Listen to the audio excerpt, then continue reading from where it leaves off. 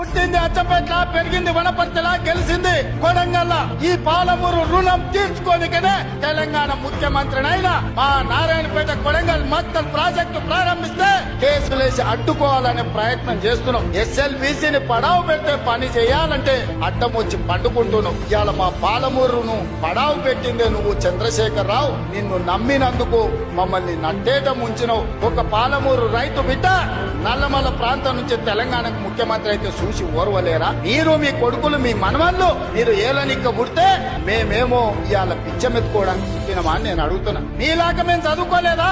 మీలాగా మాకు తెలివితేటలు లేవా? మీలాగా మేము పరిపాలన చేయలేమా? మా పాలమూరులకు శక్తి లేదా? ఈ దేశమే కాదు ఈ ప్రపంచాన్ని నడిపించగలిగిన శక్తి నా సోదరులకు నా సోదరిమణులకు ఉంది. చంద్రశేఖర్ రావు, నువ్వు అనుకుంటున్నావేమో బిడ్డ పాలమూరోడు అమాయకుడని. మాది అమాయకత్వం కాదు, మాది మంచితనం. మా మంచితనాన్ని నువ్వు పరీక్ష పెడితే తిక్క రేగిందంటే డొక్కజించి డోలు కడతాం. మా సోదరుల సంగతి, మా జిల్లా సంగతి ఇంకా నువ్వు మొత్తం చూడలే.